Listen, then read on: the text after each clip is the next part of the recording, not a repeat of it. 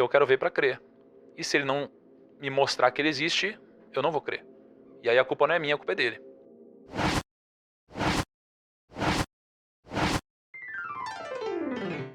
Eu conheci Deus porque eu queria ficar rico, olha que loucura, eu queria ficar mais rico. Né? Então, mais rico no sentido de, putz, eu já tinha um negócio, eu tava crescendo, tinha grana. Quando eu falo rico, cara, putz, é que eu uso, é uma palavra simples pra tentar exemplificar o que é isso. Mas eu não sou um cara, eu não costumo usar essas palavras, falar que eu sou rico, eu nunca falo isso, tá? Inclusive, eu não gosto que falem isso. É que tu é o primo rico, né? Mas sabe que eu queria tirar o rico do nome? Eu queria deixar só primo. Eu queria deixar só primo no nome. Mas por questões de SEO, acho que não seria uma boa hoje. Mas eu gostaria de tirar o rico do nome e ficar só com o nome primo.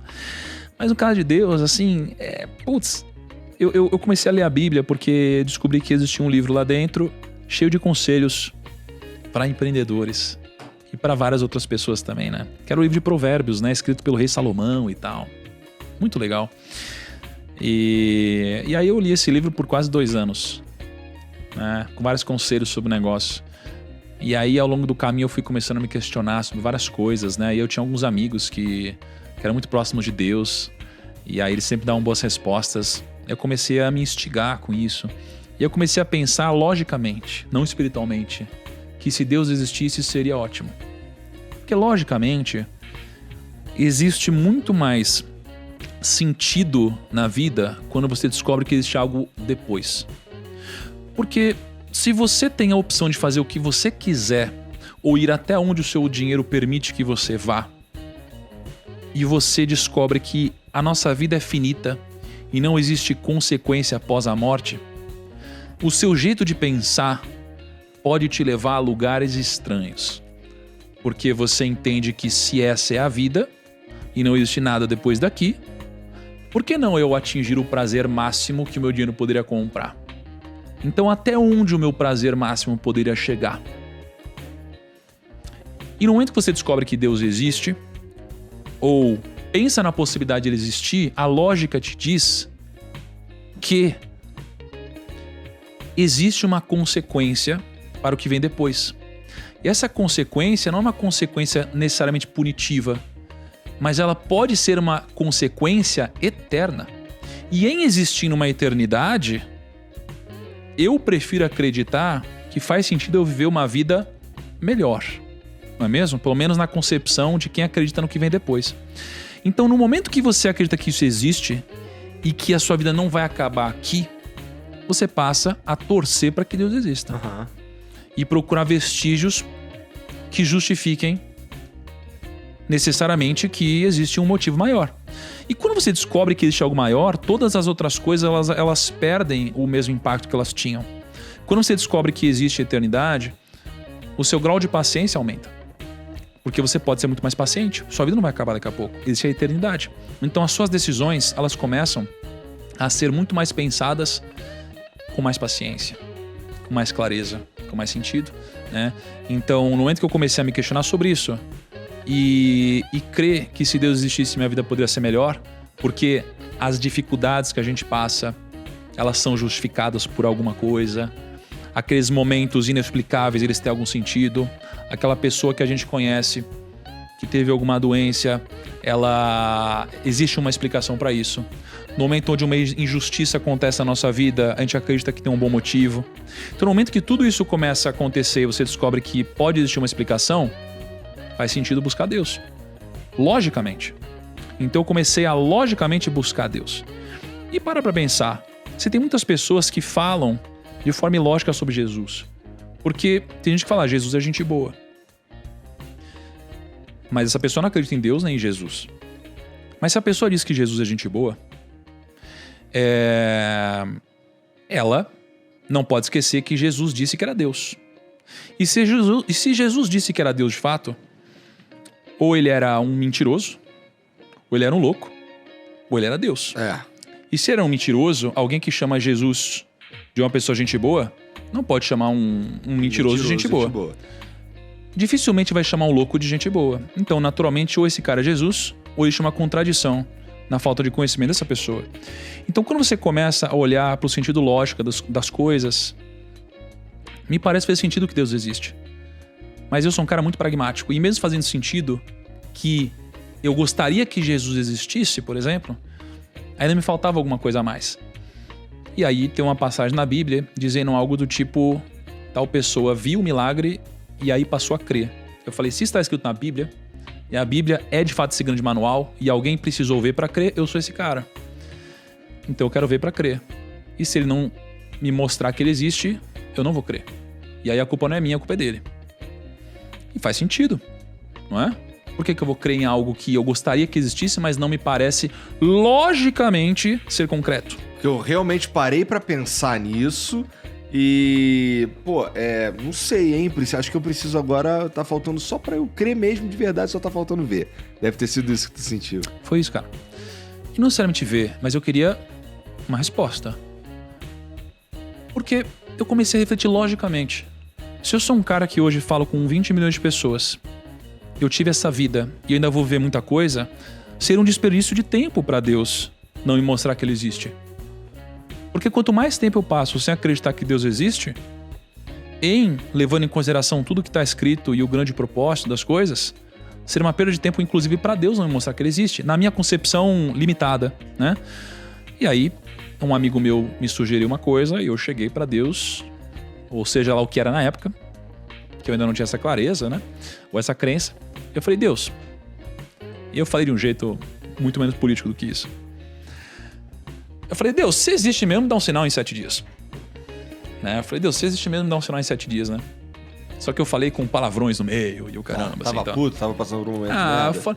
Eu não tava um momento tão assim, mas eu falei, cara, eu falei um monte de palavrão. Eu falei, meu, na boa, se existe mesmo, cara. Foi quase que assim, ó. Deus, você se... Não faz nenhum sentido você não me mostrar. Pelo amor de Deus. Eu falei, em 7 dias me mostra. E claro, assim, é que eu falo isso, minha visão mudou muito, mas na época eu tinha uma visão extremamente limitada sobre o que era isso, né? E aí, 7 dias, Deus. E aí, passou 7 dias e ele não apareceu, cara. Eu falei, então Deus não existe, né, cara? Então Deus não existe, Deus me mostrou em 7 dias. E aí no 8º ele mostrou. Só de sacanagem, não vai ser do jeito que você quer. Exatamente. No 8º ele se mostrou, isso aconteceu. E aí eu fiquei me questionando por que isso aconteceu. Por que no 8º dia e não no 7º? Cara, eu pedi 7. Né? E a conclusão aqui é que Deus ele quis mostrar que existia, mas que as coisas não acontecem no meu tempo, e sim no dele. Não é? Então isso daqui partiu de uma busca lógica, uma busca por conselhos em negócios. E ao longo do caminho, né, eu acho muito difícil alguém não encontrar se você estiver procurando. E tem um livro muito interessante que existe o Diabo dando conselhos para o Diabinho, sobrinho dele. E aí ele tá contando sobre um paciente, né? O paciente é basicamente um humano, tá? E ele fala como ele trata os pacientes dele. E aí ele tá falando o seguinte, falou, tinha um ateu, né? Numa biblioteca. E o ateu na biblioteca tava procurando provas concretas sobre Deus. E ele era um ateu, quase que um cientista, né? E aí o diabo disse o seguinte pro diabinho, ele falou, cara, não tenta provar para um ateu que Deus não existe.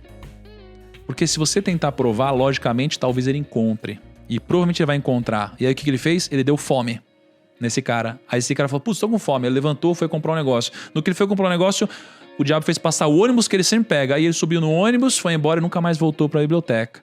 Então ele falou assim, a nossa técnica é a... Como que é o nome? Desviar a atenção? É desviar a atenção. Entendeu? É desviar a atenção.